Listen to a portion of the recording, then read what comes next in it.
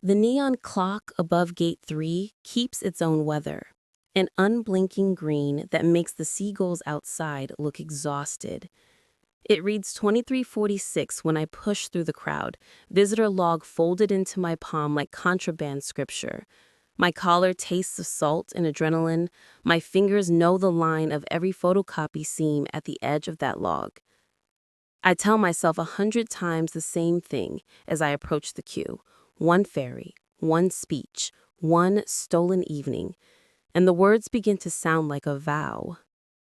Inspector Beale is waiting by the brass barrier like a punctuation mark. He has the kind of tired meticulousness that reads every face for a ledger. He flips my visitor log once, twice. His thumb lingers at a scrawled time code that stumbles at 23:41, an extra digit, off by one stroke. His eyes flick to my passport, and there it is. An odd, old administrative stamp in faded blue, the kind a kind clerk would use when the official device was out. He asks me where I'm coming from. My voice tries to slide into a practiced calm. Beside me, a collision of voices, a woman arguing loud enough for half the queue to tune in. She leans back on a battered suitcase, hair like an afterthought, voice bright. "You can't be serious. He said the boat leaves at midnight," she yells. I want to be annoyed at the interruption. Instead, my relief is so quick, it leaves me dizzy. She catches my stare and for a ridiculous second smiles like she recognizes a co-conspirator in need. She is Asha. She tells me later that she's the ferry worker's niece, visiting a cousin's clandestine wedding. She's visiting because weddings are where she allows herself mischief. For now, she stages the quarrel into a spectacle. A companion flusters, words bloom into a performance, and Inspector Beale's attention slides like a magnet. I watch him check his clipboard, the tip of his pen skittering, and I try the oldest trick in the book, the worn-souled bribe. I hold out a note, too small, too obvious to be honest. His face tightens. Asha pushes a prop into place, a hand on my arm, a look that says trust. I hand over the visitor log she nods to, as if we were exchanging a candle between hands in a church. He notices the passport stamp, then the log, and then, like a bad weather system, suspicion gathers. "This time code doesn't match our ledger," he mutters. The neon clock above clicks to 23:47. The speaker in the terminal crackles. Last boarding in 3 minutes. Last sweep in 3. My heart tightens the way a fist closes on a ticket. One small, charged look passes between Asha and me. The kind that says, we could let this be the time we back away, or we could make a mess and call it necessary. She winks at me. A ridiculous, dangerous thing. I find I don't want to leave. I find my fingers curl around the log as if it's the only true thing I've brought. The queue compresses like a tide. Bodies shift, shoes scrape. A vendor drums a rhythm on a cash booth. Time becomes a headline scrawled on everyone's face. The board blares, "Last boarding, 23:50. Depart, 00." Inspector Beale's jaw is a line. He calls for verification, and a lightheadedness blooms in my chest. Real or manufactured, I can't tell anymore. Asha squeezes my hand, her touch whole and warm against the photocopy. She collapses with the perfect geometry of drama, knees buckling, head tilting, bag clattering. For a breath, I think she's done it too well. Her eyelids flutter with a practiced slack. My body moves before I think, an automatic incline towards someone who's fallen. I scoop her under the arm, cradle her, and a chorus of voices swells. "Medic!" someone shouts. The terminal turns into a corridor. People part, shoes scuffing against tile. A paramedic with a satchel moves forward. The antiseptics smell like a clean blade.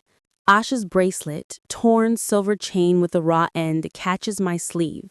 She'd shown it to me in the queue earlier, wrapped in the smallest conspiratorial laugh. Keeps it believable. It's a sharp, tactile thing. The tear rubs against my fingers. I keep her steady. Answer the paramedic in a voice that sounds steadier than I feel. It's astonishing how a broken piece of jewelry can tell the truth better than the official stamp ever could. While the paramedic fusses and Inspector Beale barks for a report, Asha's slip does its quiet work. A doctored receipt that had slipped, how I still don't know, into Inspector Beale's clipboard at some earlier moment. Asha had the audacity to have tucked a thin paper with copier marks and a photocopied smudge into his stack when she bumped him pretending to help an elderly passenger. Now one hand holds it like a confession, the other hand is a story. She feigns incoherence while I narrate being her niece's friend, a stranger who just happened to be here. A paramedic asks the wrong question at the wrong time, was she dizzy earlier? And the reporter in my throat coughs up more than I mean to tell. Beale's eyes narrow at the receipt, then the passport stamp, then the log again. I hear the board in the corner click 2355, and for the second time, the terminal announces a sweep. Final check in 1 minute. Time slips. The corridor of bodies funnels toward the gangway.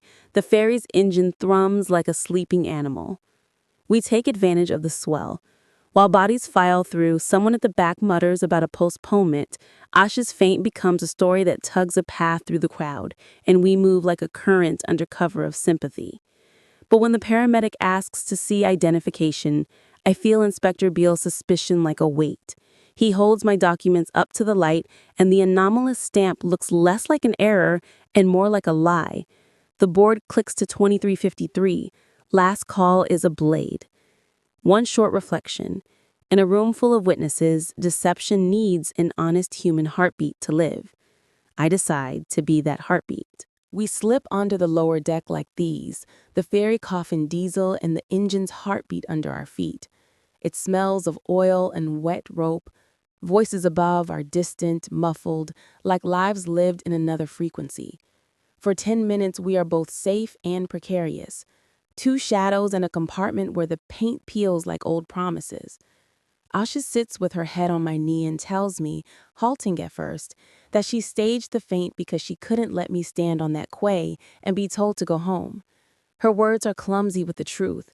She's the ferry worker's niece, yes, but she's also someone who measures danger against the small currency of joy. I tell her why I'm leaving, not to run from something easy to name, but to be present at a ceremony where someone I love will speak vows and where I will speak back.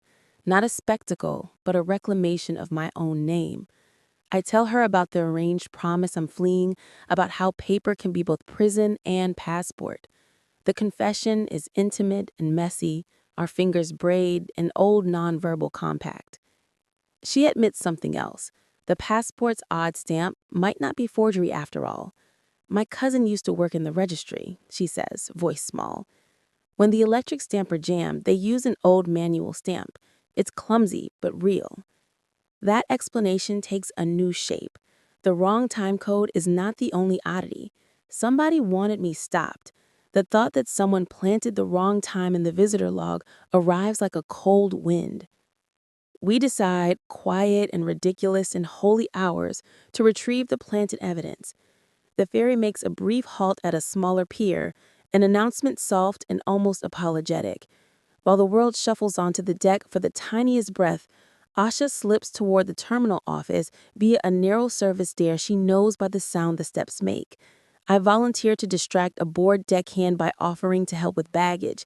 Tactile, helpful motions disguise my anxiety. The deckhand accepts, handing me a soggy duffel bag that smells faintly of fried fish. Asha's hands are stealthy. She moves with the ease of someone who has been practicing this kind of small lawlessness. I press my palms into the duffel like a ritual, feel the weight of it. Down the stair and into the office she goes. I wait on the ramp, listening to the clock hit 2355. Time slips again. The ferry's horn bleats in the distance like a timer. When Asha returns, she has a scrap of paper folded against her palm like a secret. Her eyes are bright and fierce. "It's a copy from the clerk's desk," she whispers. "Toner smear, old copier marks, same as the receipt we planted. But there's handwriting on the margin, a name I recognize, the neighbor who hawks flyers outside the bakery. It's small-town mischief, not a border forger." She shows me the tear on the bracelet she'd worn, a pre-made prop with salt stains to sell authenticity. We laugh, but it is a breath that tastes of fear. We decide to go on. There is a kind of reckless courage to choosing a stranger's cause and having her choose back. We flatten ourselves to the hull as the ferry pushes off, the outside night slick and bright like oil. In the belly of the boat, we rehearse what we will say if BL confronts us at the wedding landing. Truths, half-truths, and a single insistence that will hold like a plank across the tide. The landing is a scatter of lanterns and low voices. The clandestine wedding blossoms in a backyard of saltgrass and folding chairs, paper flowers flapping in the wind. Vows will start in minutes. We step into the light and, because life likes drama, Inspector Beale is already there, his silhouette drawn like a question mark. He has followed us, or suspicion has legs. Either way, the crowd hushes. Beale holds the visitor log high like evidence. "This time code is wrong," he says, voice carrying. "Why was this altered?" Silence leans in. I feel every pair of eyes weigh my face. Asha reaches into her jacket and draws out the receipt we'd bailed into circulation earlier, the receipt with copier marks we'd swapped in Beale's clipboard. Her hands are steady. "You found this in your stack, Inspector. Look closer." She opens it. The copy smear is visible, but so is a faint stamp in the margin, an overprint from the neighboring shop. A local clerk, one of the old people who still keeps the ledger by hand, steps forward. He looks at the passport's odd blue stamp and laughs, soft and exasperated. "That stamp has been in my drawer for years. The stamper broke last month. The clerk used that one when we were in a hurry," he says. His voice is an anchor. "The time code? The copier's timestamp knob was missec. Whoever typed the visitor log copy rushed it on the old office machine." The words split the hush in two. The red herring, Beale's doctored slip, suddenly points not to a continental ring of forgers, but to a neighbor's petty vendetta. Someone from the rival family had run a smear with the intention of stopping the wedding. One deliberate, clear reinterpretation. The copier marks on the receipt trace to a local print shop, evidence of a small local feud, not an international forgery ring. Inspector Beale's posture shifts. The crowd exhales as if they'd been holding their breath. He checks his clipboard, then the log, then my passport. He's tired and writing himself against a mistake he almost made. He says, "There will be a hearing." Not unkindly. The kind of bureaucratic mercy that leaves a bruise but no broken bone. Fines, interviews, but not detention. It is a decision weighed in a ledger of pragmatism. I step forward when the vows begin. The bride says a line about crossing borders to meet each other, and suddenly, everything we did feels smaller and larger at once. I take 2 steps up, and, in an honest quiet that steals its courage from the room, I say, "I crossed a border tonight not only to be here, but to refuse the story others had written for me. I will answer whatever comes." No flourish, just truth. The crowd claps with the kind of sound that comes when something fragile is accepted. Consequences come. A clerk asks for names to record for the hearing. A stern cousin from a rival family fumes in the corner, and Asha's aunt, her uncle's supervisor, glares with the complicated geometry of family and duty. We both know the mutual cost. I might have to answer questions later that bruise a family's honor. Asha may lose shifts, or worse, being whispered about at the docks. But there is a thing that presses its palm to a wound and makes a small, clean burn of newness. We trusted each other. We stand at the edge of the landing while the married couple speaks their vows. Between us, there is an unspoken calculation. probable fines against the certainty of being a part of a life that matters. Asha squeezes my hand and I squeeze back. For both of us, the ledger has changed.